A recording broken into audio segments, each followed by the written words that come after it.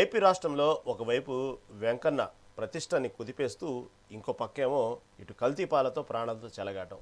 ఈ విధంగా ఏపీ రాష్ట్రం మొత్తంలో ఇప్పుడు కల్తీ అంశం తెర మీదకు బాగా రాజకీయాల్లో విమర్శలు ప్రతి విమర్శలకు తావిస్తూ పీక్ స్టేజ్కి వెళ్ళిపోతూ ఉంది. ఓ పక్కేమో సుప్రీంకోర్టు కల్తీ జరిగిందని చెప్తున్నప్పటికి కూడా వైసీపీ వినడం లేదు కదా అని చెప్పి ఇటు పక్క అసెంబ్లీలో 0ని రద్దు చేస్తూ కల్తీని అంశం మీదే అసెంబ్లీలో చర్చ పెట్టారు. ఓ పక్కేమో హెరిటేజ్ పాలు కూడా కల్తీ పాలు అంటూ ఇటు పక్క వైసీపీ చెప్తుంటే కాదు, పాలు అనేవి 25 రకాల టెస్టుల తర్వాతే మార్కెట్లోకి వచ్చిందంటూ కూటమి ప్రభుత్వం చెప్తుంది. ఈ విధంగా ప్రజల ఆరోగ్యాలతో ప్రజల విశ్వాసాలతో ఏపీ రాష్ట్రంలో రాజకీయాలు మళ్ళీ ప్రజల యొక్క మనోభావాలు తాడుకుంటూ ఈ విధంగా ఆరోగ్యాలు తాడుకుంటుంది. ఇది ఏ విధంగా ప్రభావితం అవుతుంది, పోను రాష్ట్రంలో రాజకీయ పరిణామాలు ఎలా ఉంటాయి, ఇవన్నీ తెలుసుకోవడానికి మనతో పాటు ఈ డిబేట్లో సిద్ధంగా ఉన్నారు కంచల భాస్కర్ గారు, టీడీపీ నాయకులు, అదేవిధంగా బొట్ల రామారావు గారు, వైసీపీ నాయకులు మనతో పాటు సిద్ధంగా ఉన్నారు. ముందుగా భాస్కర్ గారి దగ్గరికి వెళ్దాం. టీడీపీ నాయకులు భాస్కర్ గారు నమస్తే అండి. నమస్కారం. భాస్కర్ గారు, ఈ కల్తీని అంశం ఇప్పట్లో వగదగిద్ది, ఎప్పటికప్పుడు దీనికి సంబంధించిన అంశానికి ఒక తెరపడిద్ది అనుకుంటే ఏ రోజుకు ఆ రోజు రకరకాల వార్తలతో వ్యాప్తి చెందుతూ కల్తీ అంశంతోనే రాష్ట్రం మొత్తం కుదిపేస్తూ ఉంది. దీన్ని ఎప్పటికీ దీనికి సంబంధించినటువంటి తెరపడే అవకాశం ఉందంటారు? సిట్ అయిపోయింది, సుప్రీంకోర్టు చెప్పినటువంటి అంశం అయిపోయింది, ఛార్జ్షీట్లు అయిపోయినాయి, అయినప్పటికీ కూడా దీంట్లో కల్తీ జరగలేదు అంటుంది వైసీపీ. అంటే కల్తీ అంటే మీరు చెప్పిన కల్తీ, మీ పార్టీ చెప్పిన కల్తీ జరగలేదంటే వైసీపీ. సిట్లోనేమో దీనికి సంబంధించినటువంటి కెమికల్స్ మాత్రమే కలిసినాయి అన్నట్టు సిట్ విచారణలో తేలిందంటూ చెప్తా ఉన్నారు. కాబట్టి మీరు చెప్పిన కల్తీ జరగలేదు కాబట్టి క్షమాపణలు చెప్పండి అంటూ ఇటు వైసీపీ డిమాండ్ చేస్తుంది. ఓవరాల్గా ఏమంటారు భాస్కర్ గారు? అదండి, మేము చెప్పిన కల్తీ ఏంది, ఇంకోరు చెప్పే కల్తీ ఏంది? మేము అధికారంలో లేనప్పుడు అవశేషాలు అవన్నీ అంటూ మాట్లాడటం జరిగింది. అలాంటివి అవశేషాలు అన్నీ కలవలేదు, కెమికల్స్ కలిసినట్టు మాత్రమే ఆనవాళ్ళు ఉన్నాయి అన్నట్టు చెప్తా ఉన్నారు.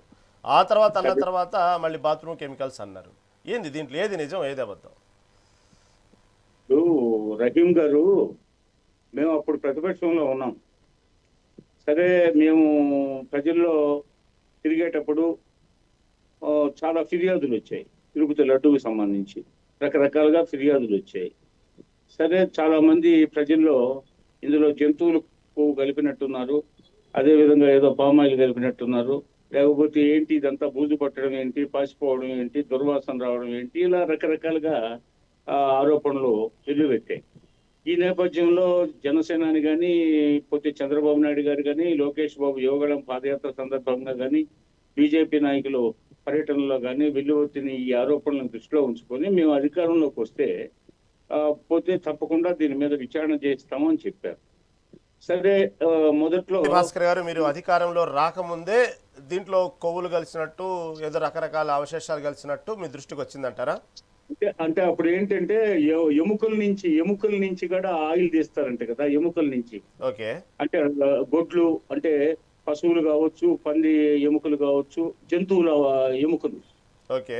జంతువులు ఎముకల నుంచి తీసిన ఆయిల్లో కల్తీ జరిగినట్టు. సహజంగా మనం మిఠాయి కొట్టుకు పోయినా టేస్ట్ లో ఏదో డిఫరెన్స్ ఉంటే, ఇదేదో హైదరాబాదు లేకపోతే పెద్ద పెద్ద నగరాల్లో ఊరు బయట ఇవన్నీ జంతు కళేబరాలు వీటన్నిటితో మనం హైదరాబాద్ లో కూడా గతంలో చూసాం. ఊరు బయట చాలా దాడుల్లో ఇది కలుపుతున్నారు. పోతే అసలుకి పైగా ఈ యొక్క కొన్ని రకాల హోటల్స్ లో ఈ బిర్యానీకి కానీ, లేకపోతే ఇతర పదార్థాలకు కానీ, ఈ బేకరీ ఐటమ్స్ కానీ వీటన్నిటిలో వాటిని వాడుతున్నట్టున్నారు. పోతే అదే విధంగా కొన్ని క్రీమ్స్ లో కూడా వాడుతున్నట్టున్నారని చెప్పి మనం వింటుంటాం. అంటే ఇప్పుడు సహజంగా అది ఇన్వెన్షన్ అనేది తర్వాత టెస్టింగ్ లో బయటకు వస్తుంది, ఇది ల్యాబ్ టెస్టింగ్ లో. ఈ యొక్క వదంతులను దృష్టిలో పెట్టుకుని, ఆరోపణలను దృష్టిలో పెట్టుకుని తర్వాత వీటి మీద సిల్లి పరీక్షలు స్టార్ట్ అవుతాయి. సరే, మా దృష్టికి ఫిర్యాదులు అందిన తర్వాత, మా కూటమి పార్టీలకి ఫిర్యాదులు అందిన తర్వాత అధికారంలోకి వచ్చిన తర్వాత చూద్దామని చెప్పాం.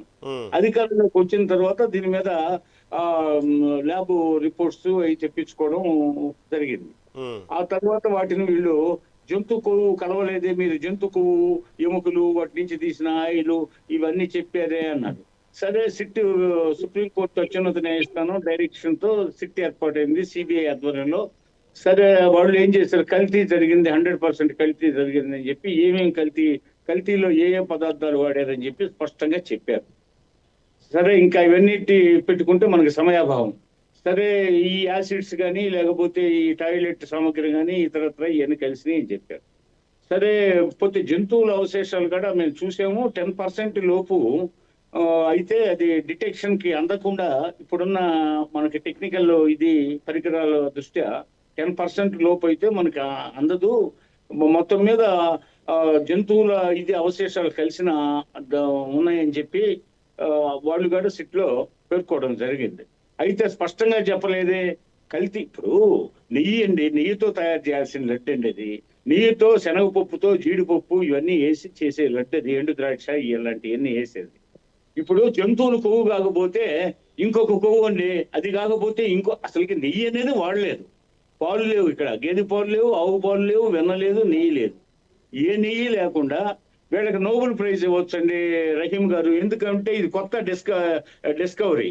ఎట్లంటే మామూలుగా కొత్తగా ఆవిష్కరణ చేసిన వాళ్ళకి ప్రపంచ స్థాయిలో పెద్ద బహుమతి నోబెల్. స్వీడన్ గవర్నమెంట్ నోబెల్ అని పెద్ద శాస్త్రవేత్త పేరుతో డైనమైట్ కనిపెట్టిన నోబెల్ గారి పేరుతో పెద్ద బ్రహ్మాండంగా ప్రతి సంవత్సరం వివిధ రంగాల్లో నిష్ణాతులుగా ఉన్నోళ్ళు ఆ కొత్త ఆవిష్కరణ చేసిన వాళ్ళకి ఇచ్చే క్రమం ఉంది కదా. మన భారతీయులు కూడా చాలా మందికి నోబెల్ బహుమతి వచ్చిన సందర్భాలు ఉన్నాయి కదా. మరి అదే విధంగా ప్రపంచంలో అసలుకి పాలు వెన్న లేకుండా నెయ్యి తయారు చేయడం అనేది ఇదే మొదటిసారి అండి. మొదటిసారి అంటే అఫిషియల్ గా బయటపడ్డాం. అంటే ఒక భారతదేశంలో అత్యున్నతమైన న్యాయస్థానం డైరెక్షన్ లో సిబిఐ సిట్ వెల్లడించిన విషయం కాబట్టి ఇది అనఫిషియల్ గా చాలా జరుగుతున్నాయి. ఇది ఊర్లోనే మనం ఇంతకు ముందు పేర్కొన్నట్టు చాలా ఊర్లలో ఊరి బయట అంతా గోడౌన్లో పెట్టి ఎముకలతోని. ఇది అఫిషియల్ గా ఇప్పుడు బయటకు వచ్చింది రిపోర్టు. కాబట్టి ఈ కొత్త ఆవిష్కరణ కనిపెట్టారు. అంటే ఆ పాలు వెన్నపూస నెయ్యి లేకుండా నెయ్యి తయారు చేయకుండా కెమికల్స్ తో కూడా నెయ్యి తయారు చేయొచ్చు. దానికి రంగు, రుచి, వాసన కూడా అదే విధంగా తెప్పించవచ్చు. ఏదో పెద్ద పెద్ద యంత్ర పరికరాలు ఉపయోగించి దాని మీద దృష్టి పెడితే తప్పితే ఆ నెయ్యిని కనుక్కోవడం అసాధారణమైన విషయం. ఎవరైనా కస్టమర్స్ సహజంగా నెయ్యి అనుకొని మనం నెయ్యి అని చెప్తే ఎత్తుకుపోయి వాడుకుంటుంటారు. వాసన అదే కదా, రంగు అదే కదా, రుచి అదే కదా అనే ఉద్దేశంతో ఈ విధంగా మొత్తానికి వీళ్ళు డిటెక్ట్ చేసిన దానికి, రసాయన పదార్థాలతో నెయ్యి తయారు చేసిన దానికి వీళ్ళకు నోబెల్ బహుమతి కూడా ప్రకటిస్తే వచ్చే సంవత్సరం రాబోయే సంవత్సరంలో మంచిదేమో అనిపిస్తా ఉంది. లేకపోతే ఏంటంటే సాంప్రదాయబద్ధంగా వచ్చి ఈ నెయ్యి ఈ విధంగా అపవిత్రం చేసి తిరుమల తిరుపతి దేవస్థానం మీద ఒక పెద్ద కుట్ర జరిగిందండి. చివరికి ముస్లిమ్స్ కూడా బీబీ నాంచారు వెంకటేశ్వర స్వామి అర్ధంగిగా ఎంతో మంది ముస్లిమ్స్ కూడా వస్తారు. హిందూ ముస్లింల కలయికి లౌకికవాదానికి చిహ్నంగా ఆ టెంపుల్ వర్ధిల్లుతుంది వందల సంవత్సరాలుగా. శ్రీకృష్ణదేవరాయలు లాంటి విజయనగర సామ్రాజ్యాధీశుడు దక్షిణ భారతదేశంలో అఖండ కీర్తి ప్రతిష్టలు ఆర్జించిన ఆ చక్రవర్తి 7 వారాల నగలుగాట సమర్పించారు. ఆ రాజవంశానికి చెందిన అనేక మంది రాజులు, రాణులు వచ్చారు. ఇతర జమీందారులు వీళ్ళంతా వచ్చారు. ఎంతో తిరుపతి దేవాలయానికి కానుకలు అర్పించారు. పోతే గర్భగుడికి సంబంధించిన కట్టడాల విషయంలో కానీ, ద్వారాలు కానీ, ధ్వజస్తంభాల విషయంలో కానీ ఎంతో సహాయ సహకారాన్ని అందించారు. ప్రపంచవ్యాప్తంగా దేవుడికి ఎంతో ఫాలోయింగ్ ఉంది. మరి ఇది 2019లో జగన్ గారి ప్రభుత్వం అధికారంలోకి వచ్చిన తర్వాత 2019 ఆగస్టు నుంచి 2024 మే నెల దాకా జరిగిన క్రమాన్ని, ఈ యొక్క లూటీ క్రమాన్ని ఈ సవివరంగా ఈరోజు శాసనసభలో పోతే రాష్ట్ర ముఖ్యమంత్రి గారు సవివరంగా పవర్ పాయింట్ ప్రజెంటేషన్ కూడా ఇవ్వడం జరిగింది. పైగా వాళ్ళు ఈ ప్రజెంటేషన్ ఇవ్వకముందు గతంలో వాళ్ళు సుప్రీంకోర్టులో ఛాలెంజ్ చేశారు, దాన్ని కొట్టేశారు, అక్కడ ఫెయిల్ అయిపోయారు. అదేవిధంగా మొన్న ఏకసభ్య కమిషన్ ఎందుకు సుప్రీంకోర్టు పెద్ద సిజేరియన్ డాక్టరు మరి ఆర్ఎంపీ డాక్టర్ లాగా ఏకసభ్య కమిషన్ వేశారన్నారు. అది తప్పుగా మాట్లాడడం, అది కూడా కొట్టేసింది సుప్రీంకోర్టు. అంటే 2 సార్లు సుప్రీంకోర్టుకు పోతే 2 సార్లు వీళ్ళు వైఫల్యం చెందారు. అంతకుముందు ఏమనేవాళ్ళు, మేము సుప్రీంకోర్టుకు పోయి తెలుసుకుంటామన్నారు. మరి సుప్రీంకోర్టుకు పోయి తెలుసుకుంటామంటే అది కొట్టేశారు. మళ్ళీ నానా దుర్భాషలో మళ్ళీ కొత్త విషయాలు తెర మీదకి తీసుకొస్తారు. అంటే కాలికేస్తే ఏలికి, ఏలికేస్తే కాలికి అంటారే, మోకాటికి బట్టతలకు ముడి పెట్టమంటారా, ఆ విధంగా ఉంటుంది ఏడాది. పోతే ఆధిపత్య ధోరణి అండి. అధికారం కావాలా, మేము అధికారంలోకి వచ్చిన నెల చివరికి ఢిల్లీకి పోయి ధర్నాలు చేశారు మా ప్రభుత్వాన్ని రద్దు చేయమని. అంటే వాళ్ళకున్న రాజకీయ దుగ్ధ ఏ పార్టీతో రాజకీయ అధికారం కోసం వాళ్ళు ఎంతగా వెంపర్లాడుతున్నారో మేము అధికారంలోకి వచ్చిన 4 రోజులకి దాన్ని బట్టి మీరు అర్థం చేసుకోవాలా. ఏ విధంగా వీళ్ళు ఏదో ఒక విధంగా మా ప్రభుత్వాన్ని కుప్పగోల్చాలా, అల్లరిపోలు చేయాలా, ప్రజల్లోకి ఒక కన్ఫ్యూషన్ స్టేట్ తీసుకురావాలా, తద్వారా ప్రజల్లో వాళ్ళకున్న పట్టుని గ్రిప్పు పోనీయకుండా ఆ పార్టీని సజీవంగా ఉంచడానికి నానా రకాల ఎత్తుగడలతో ఏదేదో మాట్లాడతారు. ఆ కోర్టులో తెలుసుకుంటాం, ఈ కోర్టులో తెలుసుకుంటాం అంటారు. అక్కడ ఫెయిల్ అయిన తర్వాత మళ్ళీ ఇంకో కొత్త అంశాన్ని తెర మీద తెస్తారు, మళ్ళీ అది ఫెయిల్ అవుతారు, మళ్ళీ ఇంకో కొత్త అంశాన్ని. ఓకే భాస్కర్ గారు, ఓకే ఓకే, రైట్ అండి. ఓకే, సమయం చాలా ఉందండి, మీకు కావాల్సిన సమయం ఇస్తాను. మళ్ళీ ఇంకో బొట్ల రామారావు గారు, వైసీపీ నాయకులు, నమస్తే అండి.